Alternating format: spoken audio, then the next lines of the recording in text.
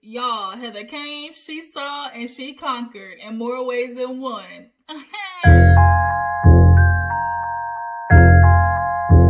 Hey you guys, it's Girl G here. Thank you for tuning back into my channel. Y'all, we had this episode of Salt Lake City to get into.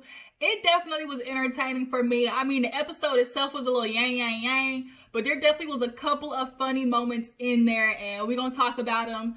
I want to say I'm going to catch up on Real Housewives of Atlanta. I totally forgot to do a review on that because I was so wrapped up in Potomac and how Monique and Karen like ragtagged that ass on Giselle.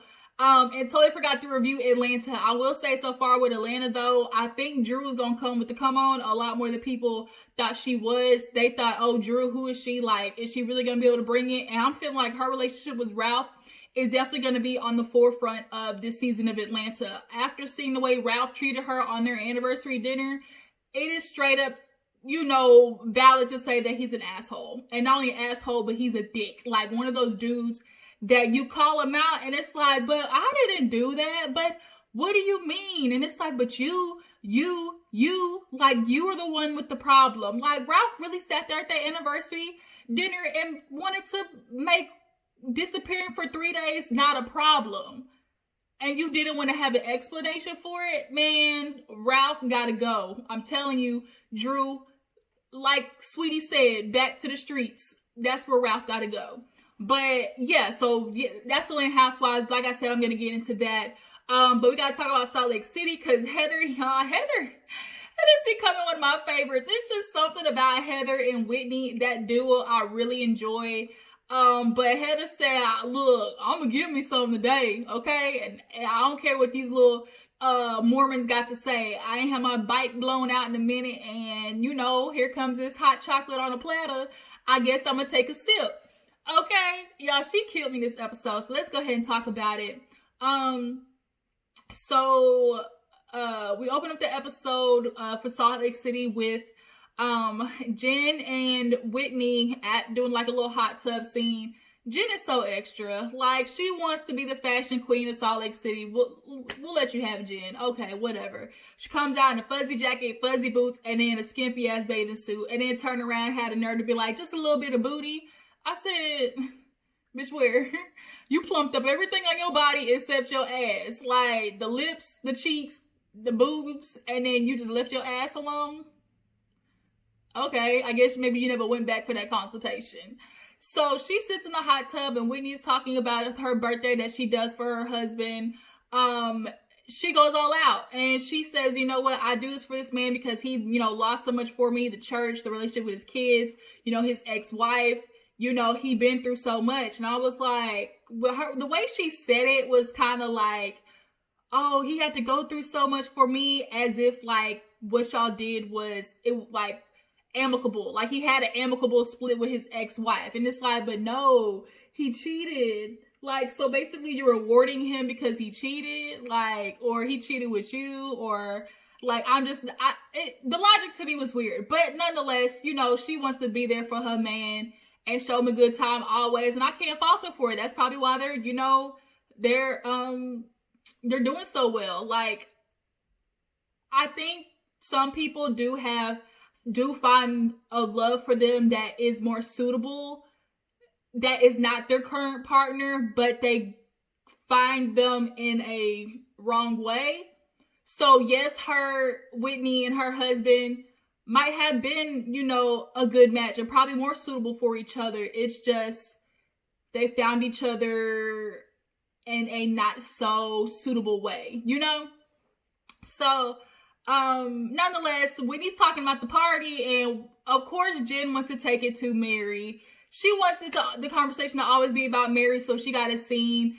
Oh my God, you remember Mary? And she calls her Mary Cosby. Mary Cosby, the way she tried to ask, you know, she talked to me at her luncheon. I wanted to go because, you know, I was trying to be, you know, all right with her. And she asked me about my heritage and about me. And I'm talking about it. And she just cuts me off like she's so freaking rude.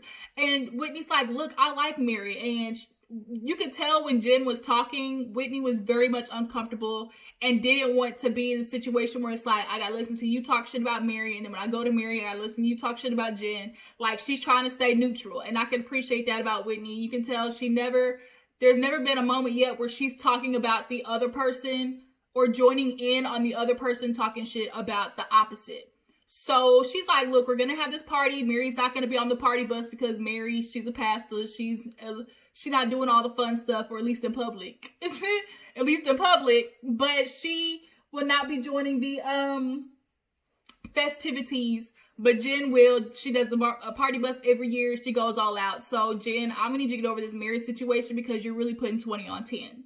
So Sundance. We have Lisa running around doing Sundance. She feels like she's the queen of Sundance. You know, she has her marketing business or whatever, so she handles everybody's setup, blah, blah, blah. Her husband looks tired of this shit already. I feel like Meredith and her husband are about to be where Lisa and her husband are about to be where Meredith is at, because she's so focused on her career building and building this huge thing that she's forgetting about her husband, which we saw what happened on the preview for next week. But,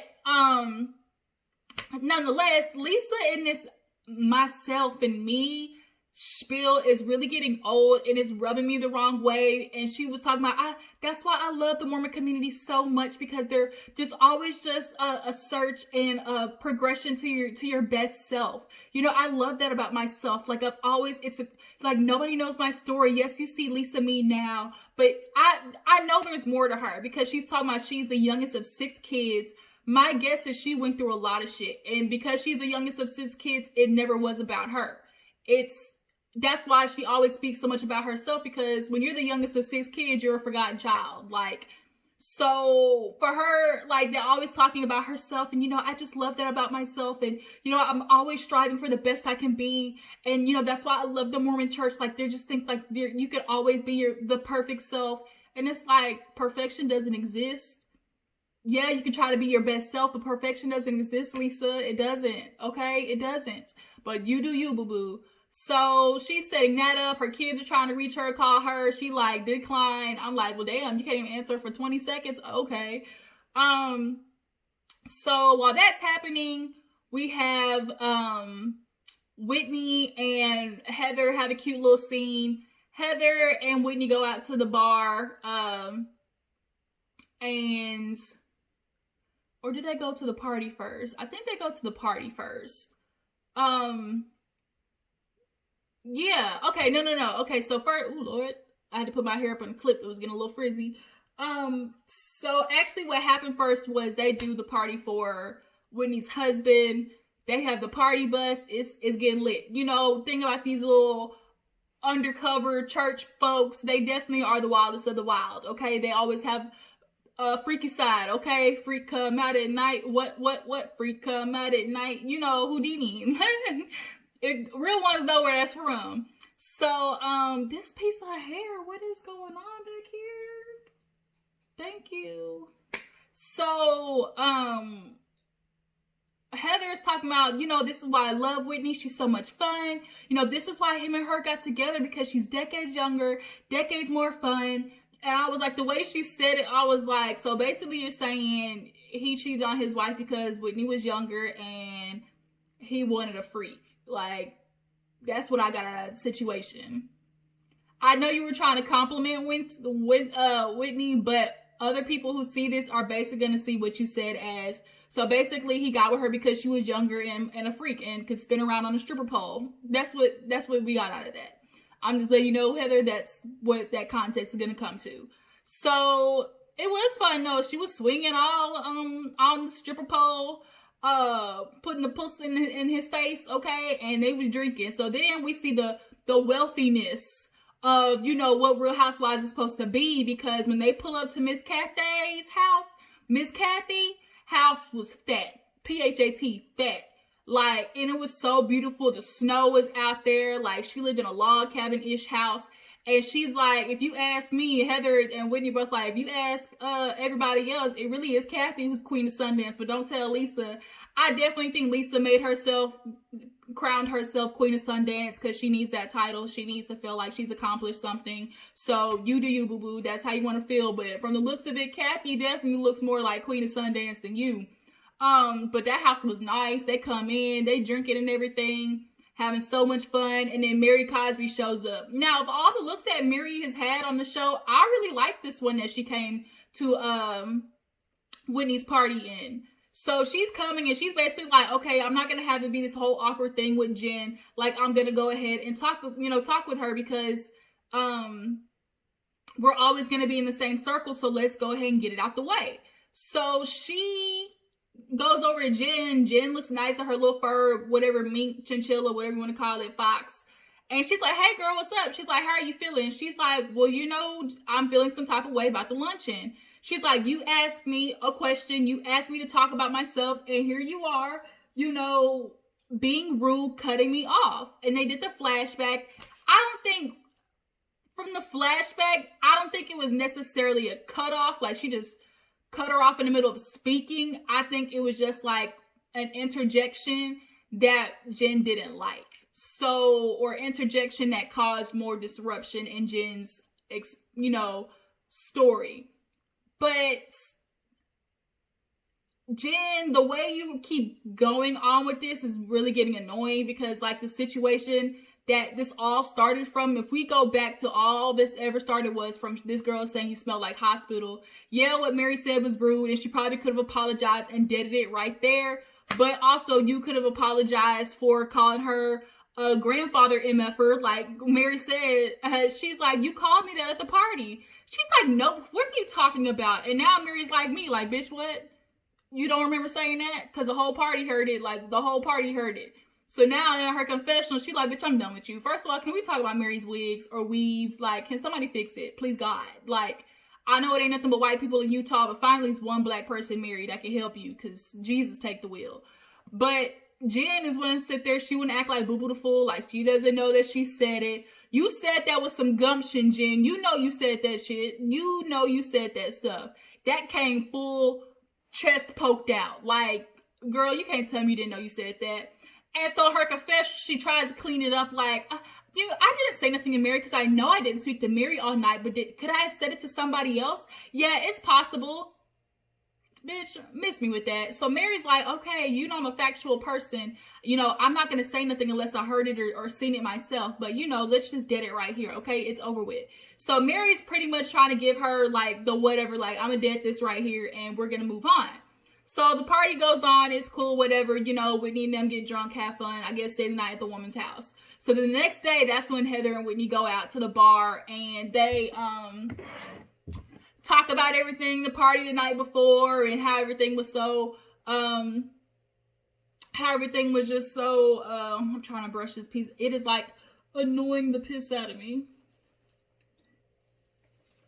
Okay. So Whitney and Heather in there, that dude with that the braid, the pink hair, the curl, and the pink lipstick, it was a lot. But they sit down, have some Parmesan fries. Them hoes looked hella good. And they're sitting there. Well, Heather killed me when she told about the Mormons, how they control the bars and everything, and how they can control how many drinks you have at the table, and they water the liquor down. If I order tequila, I want tequila. Okay, I don't want TEQ. I want whole tequila. And she's like, this shit don't even taste like anything. And the fact that Mormons, like, it's that serious to y'all, and they're like, for the undercover people like me, when Heather said that, for the undercover people like me, we can't have fun, get a buzz on, because they control everything. I said, damn, that's sad.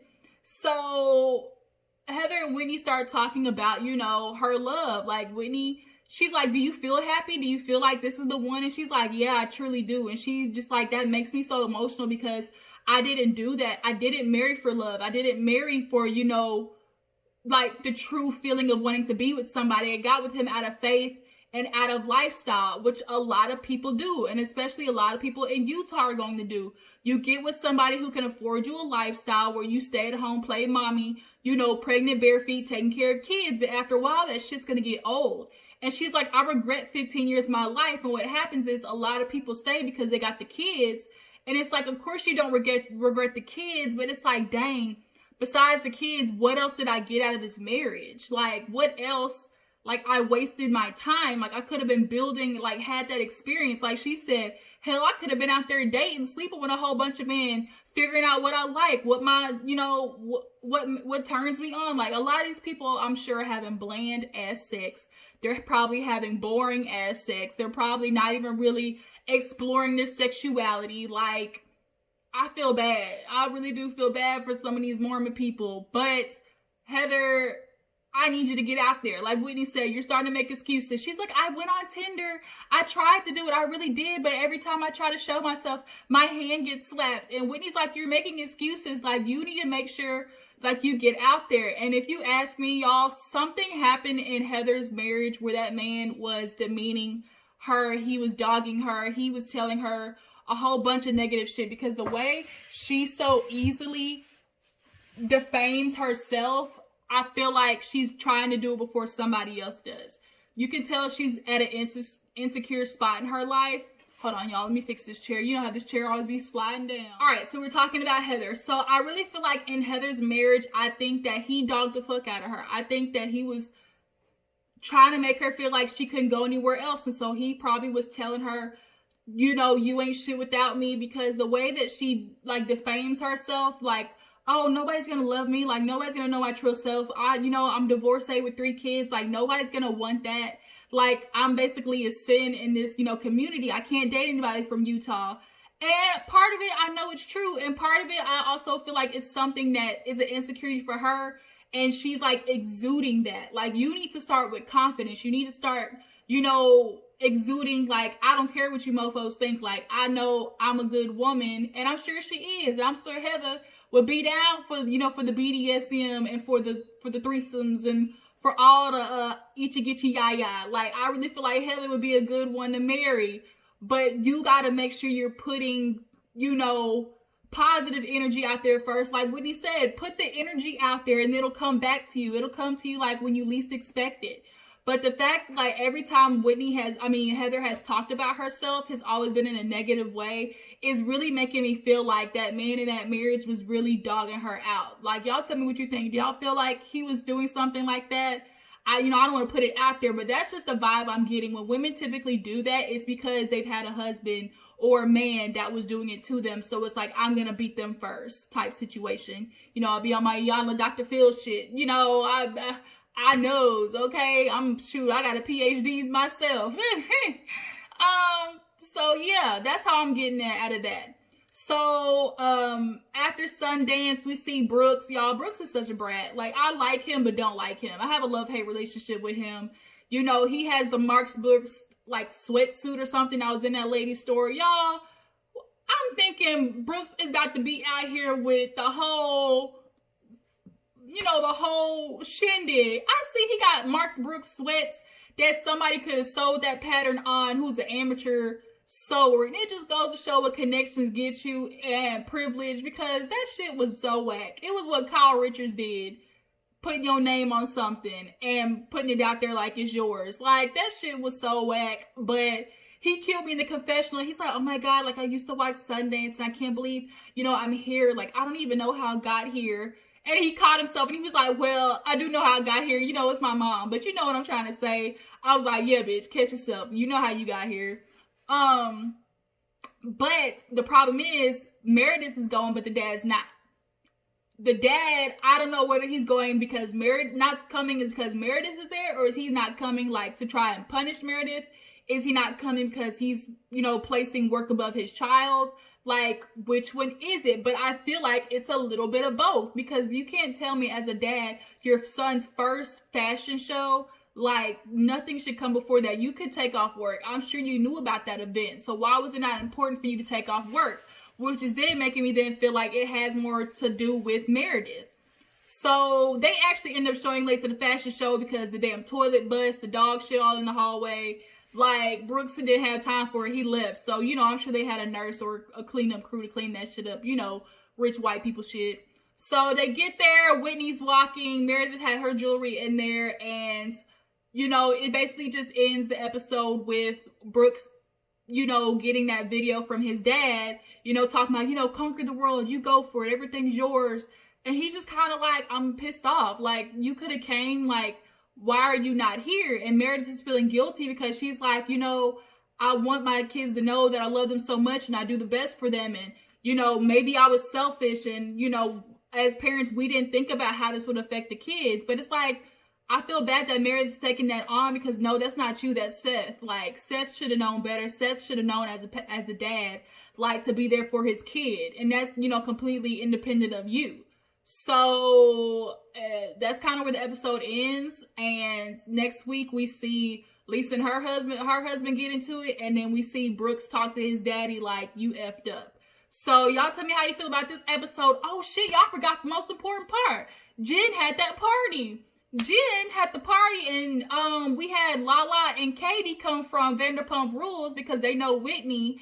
And, you know, they're telling Heather, girl, get out there, get your swerve on, okay? Get your swerve on. And swerve she did, okay? She pulled a whole Megan Thee Stallion. She ghetto and nasty and driving the boat. That's what she pulled, okay? So Jen called one of the, like, filmmakers of her cousin's, you know, stuff. And she's like, yeah, meet my friend Heather. And Heather goes over there and she's like, I love your equipment. And she's like, you know, you want to drink? He's like, oh, I'm on a New Year's resolution. She's like, okay, I can do the Stone Cold too. She's like, I'm going to go ahead and take this signal before somebody else who's better than me comes along. And when she said that, I'm just like, wow, this girl really does not appreciate herself. And it's really like heartbreaking. But she took off so fast. And it's like, I got the sign, like, you ready to go? I'm ready to go. He said, yeah, I just got to go to the car, get some, you know, pick up, you know, something else real quick. And to the car, she followed. I don't know whether they fucked in the truck. I don't know whether he took her back to the hotel. Either way, hell, they got that bike blown out. Okay, she hopped on the full split. And the Mormons gonna see this shit. Because she was talking about, you know, I'm not looking for a relationship. I'm just looking for sex. She's like, dang, that sounded bolder. But, I mean, at least she's honest. I can appreciate Heather is honest. I really do like her. But I just want her to get some esteem about herself. I really do. But, like, at least she got some. Like Lala and Katie was like, bitch, you ain't got to have no relationship, but at least get you some dick on the reg. Like, and she decided to get some black dick at that. She got that hot cocoa, okay? Jen put it on a platter. She came, she saw, she conquered. And that's what happened. So, yeah. Tell me how you feel about Heather, you guys. You know, getting some at the party. You know, was she willing with her right? Was it bad? Like, should she have not slept with him? How y'all feel about Jen still talking about Mary? Like, what's up with that? And then, oh yeah, real quick before we go, you guys. Okay, I've been starting to make a bucket list before 2021. One of the things I want to accomplish is getting 2,000 subscribers. I want to hit 2K before the end of this year, you guys. So what I need you guys to do, if y'all support me like you do, you my A1, my day one, gonna stay one. Start tagging people, you know, on my videos. Start, you know, dropping my name down in the comments of other reviewers, because I am looking to collab, you know, hopefully with some other ones soon enough. And, you know, on Twitter, make sure you're sharing my videos with whoever, you know, putting them in the chat rooms or whatever, and tagging, you know, whatever the video is at the time. You know, just spread the word, because I got to get to 2K. That's my goal. I've got like 3 things I want to accomplish, and this being 2K before 2021 is one of them. So yeah, spread the word about my channel, you guys. Make sure we get your girl out there, and let's keep it pushing, okay? It's going to be the holidays, Christmas break, so everybody stay safe. You know, make sure you're keeping up with yourself. Make sure you love yourself and others. It's so hard out here, and life is short, and just make sure you don't live the same day twice, okay? So, y'all, let me go. Gotta go get something to eat. I appreciate you for tuning in. Before you go, like this video, subscribe to my channel. I'll catch you.